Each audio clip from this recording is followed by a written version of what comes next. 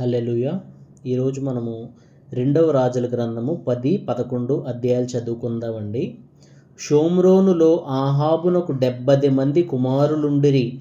యెహూ వెంటనే తాకీదులు వ్రాయించి షోమ్రోనులో నుండు యెజ్రెయేలు అధిపతులకును పెద్దలకును ఆహాబు పిల్లలను పెంచిన వారికిని పంపి ఆజ్ఞ ఇచ్చినదేమనగా, మీ యజమానుని కుమారులు మీ యొద్దనున్నారు మరియు మీకు రథములను గుర్రములను ప్రాకారములను గల పట్టణమును ఆయుధ సామాగ్రియును కలవు గదా. కాబట్టి ఈ తాకీదు మీకు ముట్టిన వెంటనే మీ యజమానుని కుమారులలో ఉత్తముడును తగినవాడును అయిన ఒకని కోరుకుని తన తండ్రి సింహాసనం మీద అతని ఆసీనునిగా చేసి మీ యజమానుని కుటుంబకుల పక్షమున యుద్ధమాడుడి. వారు ఇది విని బహు భయపడి, ఇద్దరు రాజులు అతని ముందర నిలవజాలకపోయిరే, మనమిట్లు నిలవగలమని అనుకుని కుటుంబపు అధికారియు పట్టణపు అధికారియు పెద్దలను పిల్లలను పెంచిన వారును కూడి యెహూకు వర్తమానం పంపి, మేము నీ దాసులము, నీ సెలవు ప్రకారము సమస్తము జరిగించదము. మేము ఎవరిని రాజుగా చేసుకొనము, నీ దృష్టికి ఏది అనుకూలమో దానిని చేయమని తెలియజేసిరి. అప్పుడతడు రెండవ తాకీదు వ్రాయించి, మీరు నా పక్షమున నుండి నా మాట వినుటకు ఒప్పుకొనిన ఎడల మీ యజమానుని కుమారుల తలలను తీసుకుని రేపు ఈ వేళకు యెజ్రెయేలునకు నా యొద్దకు రండని ఆజ్ఞ ఇచ్చును. 70 మంది రాజకుమారులను వారిని పెంచిన పట్టణపు పెద్దల యొద్ద ఉండిరి. 7వ వచనం కాని చదువుతున్నానండి. కావున ఆ తాకీదు తమకు ముట్టినప్పుడు వారు 70 మంది రాజకుమారులను పట్టుకుని చంపి వారి తలలను గంపలలో పెట్టి యెజ్రెయేలులోనున్న అతని యొద్దకు పంపిరి. దూత అతని యొద్దకు వచ్చి రాజకుమారుల తలలు వచ్చినవని చెప్పగా అతడు ఉదయం వరకు ద్వారం బయట స్థలమందు వాటిని 2 కుప్పలుగా వేయించుచుండెను. ఉదయమైనప్పుడు అతడు బయటకు వచ్చి నిలిచి జనులందరినీ చూచి, మీరు నిర్దోషులు, నేను నా యజమానుని మీద కుట్ర చేసి అతని చంపితిని.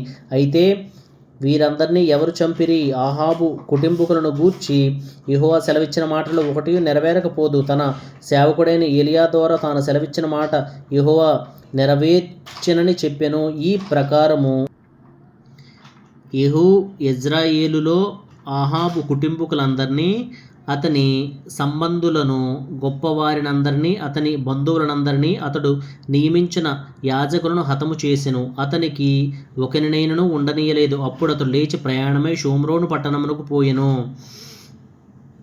మార్గమందు అతడు గొర్రె వెంట్రుకలు కత్తిరించు ఇంటికి వచ్చి యూదారాజైన అహజ్యా సహోదరులను ఎదుర్కొని, మీరు ఎవరని వారిని అడుగగా, వారు మేము అహజ్యా సహోదరులము, రాజకుమారులను రాణి కుమారులను దర్శించుటకు వెళ్ళుచున్నామని చెప్పిరి. వారిని సజీవులుగా పట్టుకున్నడని అతడు చెప్పగా, వారు వారిని సజీవులుగా పట్టుకుని ఒకరినైనను విడువక గొర్రె వెంట్రుకలు కత్తిరించు ఇంటి గోతి దగ్గర 42 చంపిరి. అచ్చట నుండి అతడు పోయిన తరువాత తన్ను ఎదుర్కొనవచ్చిన రేకాబు కుమారుడైన యెహోనాదాబును కనుగొని అతనిని కుశల ప్రశ్నలు అడిగి, నీ ఎడల నాకున్నట్టుగా నా ఎడల నీకున్నదా అని అతన్ని అడుగగా, యెహోనాదాబు ఉన్నదనెను.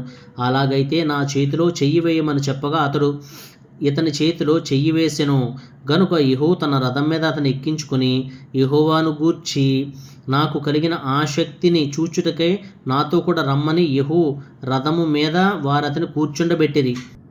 17వ వచనం నుంచి చదువుతున్నానండి. అతడు షోమ్రోనునకు వచ్చి షోమ్రోనులో ఆహాబునకు శేషించి ఉన్న వారందరినీ చంపి ఏలియాకు యెహోవా సెలవిచ్చిన మాట నెరవేర్చి ఆహాబును నిర్మూలము చేయ వరకు హతము చేయుట మానకుండెను.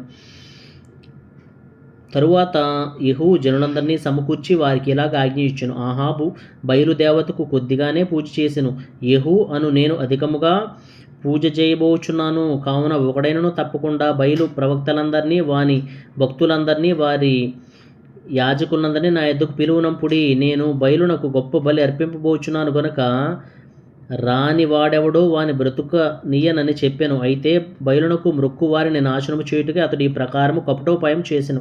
మరియు యెహూ బయలునకు పండుగ నియమింపబడినదని చాటించుడని ఆజ్ఞేయగా వారు అలాగూ చాటించిరి. యెహూ ఇజ్రాయేలు దేశమంతటిలోనికి వర్తమానం పంపించగా బయలునకు మ్రొక్కు వారందరూ వచ్చిరి. రానివాడు ఒకడునూ లేడు. వారు వచ్చి బయలుగుడిలో ప్రవేశింపగా ఎచ్చటను చోటు లేకుండా బయలుగుడి ఈ తట్టు నుండి ఆ తట్టు వరకు నిండిపోయిన. అప్పుడు అతడు వస్త్రశాల మీద ఉన్న అధికారిని పిలిచి బయలునకు మ్రొక్కువారి అందరికీ వస్త్రములు బయటికి తెప్పించుమని చెప్పగా వాడు తెప్పించెను. యెహూయును రేకాబు కుమారుడైన యెహోనాదాబును బయలు గుడిలో ప్రవేశింపగా, యెహోవా భక్తులలో ఒకనినైనను ఇచ్చట మీ యొద్ద నుండనీయక బయలునకు మ్రొక్కువారు మాత్రమే ఉండునట్లు జాగ్రత్త చేయుడని బయలునకు మ్రొక్కువారితో ఆజ్ఞ ఇచ్చెను. బలులను దహన బలులను అర్పించుటకే వారు లోపల ప్రవేశింపగా, 8 మందిని బయట కావలియుంచి, నేను మీ వశము చేసిన వారిలో ఒకడైనా తప్పించుకొని పోయిన ఎడల వాని ప్రాణమునకు బదులుగా వాని పోనిచ్చిన వాని ప్రాణము తీతునని వారితో చెప్పి ఉండెను. దహన బలులను అర్పించుట సమాప్తి కాగా, మీరు లోపల చొచ్చి ఒకడైనను బయటికి రాకుండా వారిని చంపుడని తన కావలి వారితోనూ అధిపతులతోనూ చెప్పగా, వారు అందరినీ హతము చేసిరి. పిమ్మట కావలి వారు అధిపతులను వారిని బయటకు తోసి బయలు గుడి ఉన్న పట్టణమునకు పోయి బయలు గుడిలోని నిలువు విగ్రహములను బయటకు తీసుకుని వచ్చి వాటిని కాల్చివేసిరి. మరియు బయలు ప్రతిమను గుడిని క్రింద పడగొట్టి దానిని పెంట ఇల్లుగా చేసిరి. నేటి వరకు అది అలాగే ఉన్నది. ఈ ప్రకారం బయలు దేవతను ఇశ్రాయేలు వారి మధ్య ఉండకుండా నాశనం చేసెను. అయితే ఇశ్రాయేలు వారు పాపము చేయుటకు నెబాతు కుమారుడైన యెరోబాము కారకుడైనట్లు యెహూ కూడా అందుకు కారకుడై బేతేలు, దాను అను స్థలములందున్న బంగారు దూడలను అనుసరించుట మానలేదు. 30వ వచనం నుంచి చదువుతున్నానండి. కావున యెహోవా యెహూతో ఈలాగు సెలవిచ్చెను, నీవు నా హృదయాలోచన అంతటి చెప్పున ఆహాబు కుటుంబకులకు చేసి నా దృష్టికి న్యాయమైన దాన్ని జరిగించి బాగుగా నెరవేర్చితివి గనుక నీ కుమారుడు 4వ తరం వరకు ఇశ్రాయేలు రాజ్య సింహాసనం మీద ఆసీనులగుదురు. అయితే ఇశ్రాయేలు వారు పాపం చేటుకు కారకుడైన యెరోబాము చేసిన పాపములను యెహూ ఏమాత్రమును విసర్జించని వాడై ఇశ్రాయేలీయుల దేవుడైన యెహోవా నియమించిన ధర్మశాస్త్రమును పూర్ణ హృదయముతో అనుసరించుటకు శ్రద్ధాభక్తులు లేనివాడాయను. ఆ దినములలో యెహోవా ఇశ్రాయేలు వారిని తగ్గించనారంభించెను. హజాయేలు ఇశ్రాయేలు సరిహద్దులలోనున్న యొర్దాను తూర్పు దిక్కున గాదీయులకును రూబేనీయులకును చేరికైన గిలాదు దేశమంతటిలోను అర్నోను నది దగ్గరనున్న అరోయేరు మొదలుకొని మనష్షీయుల దేశములోను అనగా గిలాదులోను బాషానులోను వారిని ఓడించెను. యెహూ చేసిన ఇతర కార్యమును గూర్చి, అతడు చేసిన దాని అంతటిని గూర్చి, అతని పరాక్రమమును గూర్చి ఇశ్రాయేలు రాజుల వృత్తాంతముల గ్రంథమందు వ్రాయబడి ఉన్నది. అంతటా యెహూ తన పితరులతో కూడా నిద్రించి షోమ్రోనులో సమాధి చేయబడెను. అతని కుమారుడైన యెహోయాహాజు అతనికి మారుగా రాజాయను. షోమ్రోనులో యెహూ ఇశ్రాయేలును ఏలిన కాలము 28 ఏండ్లు. 11వ అధ్యాయం కూడా చదువుకుందామండి. అహజ్యా తల్లి అయిన అతల్య తన కుమారుడు మృతి పొందెనని తెలుసుకుని లేచి రాజకుమారులందరినీ నాశనం చేసెను. రాజైన యెహోరాము కుమార్తెను అహజ్యాకు సహోదరియు అయిన యెహోషబ అహజ్యా కుమారుడైన యోవాషును హతమైన రాజకుమారులతో కూడా చంపబడకుండా అతని రహస్యముగా తప్పించెను గనుక వారు అతని దాదిని పడక గదిలో అతల్యకు మరుగుగా ఉంచియుండుట చేత అతడు చంపబడకుండెను. అతల్య దేశమును ఏలుచుండగా ఇతడు 6 సంవత్సరములు యెహోవా మందిరమందు దాదితో కూడా దాచబడి ఉండెను.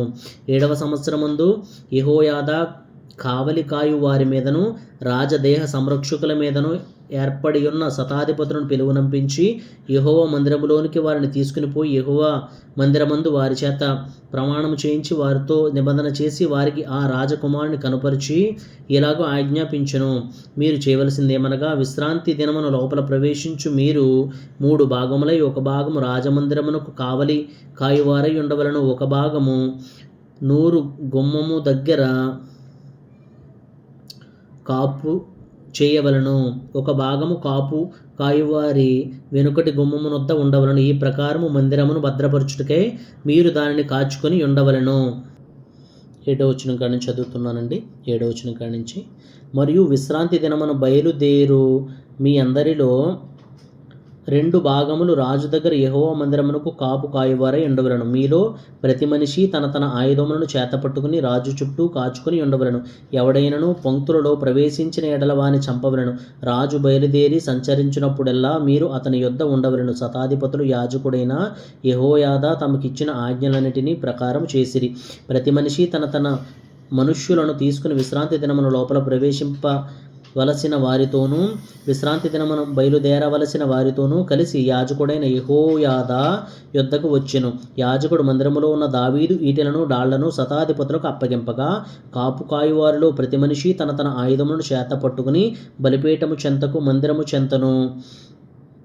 మందిరము కుడి కొన మొదలుకొని ఎడమ కొన వరకు రాజు చుట్టూ నిలిచిరి. అప్పుడు యాజకుడు రాజకుమారుని బయటకు తోడుకొని పోయి అతని తల మీద కిరీటం పెట్టి ధర్మశాస్త్ర గ్రంథమును అతని చేతికిచ్చిన తరువాత వారు అతని పట్టాభిషిక్తునిగా చేసి చప్పట్లు కొట్టి రాజు చిరంజీవి అగునుగాక అని చాటించిరి.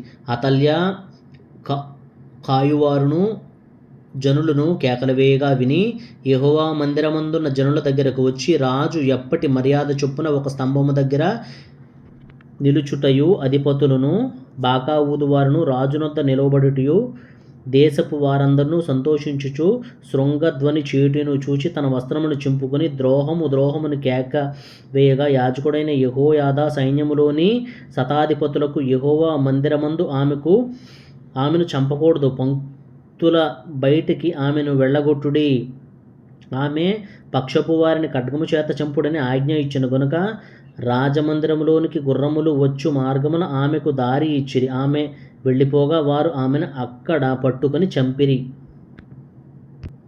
17వ వచనం నుంచి చదువుతున్నానండి. అప్పుడు యెహోయాదా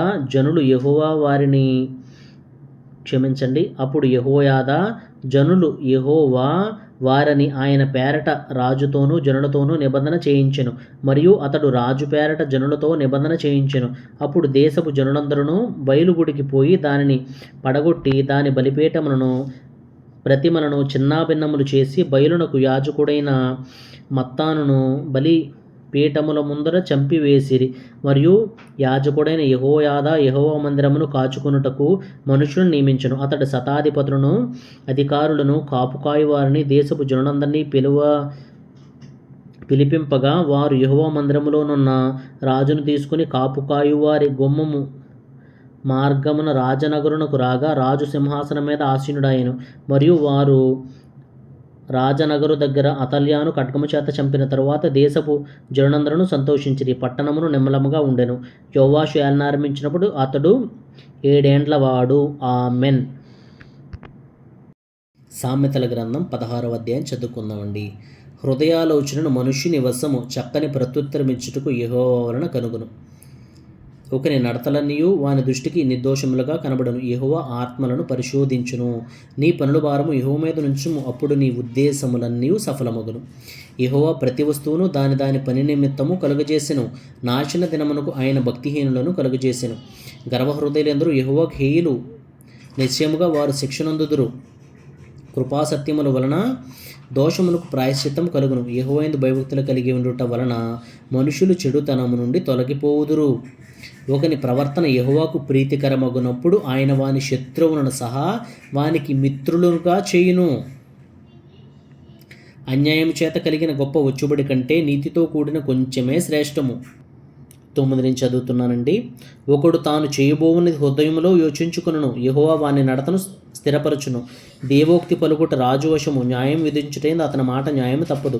న్యాయమన్న త్రాసును తూనికరాళ్లను యెహోవాకి ఏర్పాటులు, సంచిలోని గుండ్లనియు ఆయన నియమించును. రాజులు దుష్టక్రియలు చేయుట హేయమైనది, నీతి వలన సింహాసనము స్థిరపరచబడును. నీతిగల పెదవులు రాజులకు సంతోషకరములు, యథార్థవాదులు వారికి ప్రియులు. రాజు క్రోధము మరణదూత, జ్ఞాని అయినవాడు ఆ క్రోధమును శాంతిపరచును. రాజుల ముఖప్రకాశం వలన జీవము కలుగును, వారి కటాక్షము కడవరి వానమబ్బు. అపరంజిని సంపాదించుట కంటే జ్ఞానమును సంపాదించుట ఎంతో శ్రేష్టము. వెండిని సంపాదించుట కంటే తెలివిని సంపాదించుట ఎంతో మేలు. చెడుతనము విడిచి నడుచుటయే యథార్థవంతులకు రాజమార్గము.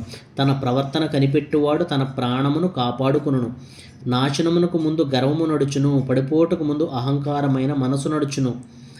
గర్విష్ఠులతో దోపుడు సొమ్ము పంచుకున్నట కంటే దీనమనసు కలిగి దీనులతో పొత్తు చేయట మేలు. ఉపదేశమునకు చెవి యొగ్గువాడు మేలు పొందును, యెహోవాను ఆశ్రయించువాడు ధన్యుడు. జ్ఞానహృదయుడు వివేకి అనబడును, రుచిగల మాటలు పలుకుట వలన విద్య ఎక్కువగును. 22 నుంచి చదువుతున్నానండి. తెలివి గలవానికి వాని తెలివి జేవుపు ఊట, మూఢులకు వారి మూఢత్వమే శిక్ష. జ్ఞానుని హృదయము వాని నోటికి తెలివి కలిగించును, వాని పెదవులకు విద్య విస్తరింపజేయును. ఇంపైన మాటలు తేనె పట్టు వంటివి, అవి ప్రాణమునకు మధురమైనవి, ఎముకలకు ఆరోగ్యకరమైనవి. ఒకని మార్గము వాని దృష్టికి యథార్థముగా కనబడును, అయినను అది తుదకు మరణమునకు చేరును. కష్టము చేయ వాని ఆకలి వాని కొరకు వాని చేత కష్టము చేయించును, వాని కడుపు వాని తొందరపెట్టును. పనికిమాలిన వాడు కీడును తవ్వి పైకెత్తును, వాని పెదవుల మీద అగ్ని మండుచున్నట్టుంది. మూర్ఖుడు కలహం పుట్టించును, కొండెగాడు మిత్రభేదము చేయును. బలాత్కారి తన పొరుగు వానిని లాలన చేయును, కాని మార్గములో వాని నడిపించును. కృత్రిమములు కల్పింపవలనని కన్నులు మూసుకుని తన పెదవులు బిగబట్టువాడే కీడు పుట్టించువాడు. నిరసన వెంట్రుకలు సొగసైన కిరీటము, అవి నీతి ప్రవర్తన గలవానికి కలిగి ఉండును.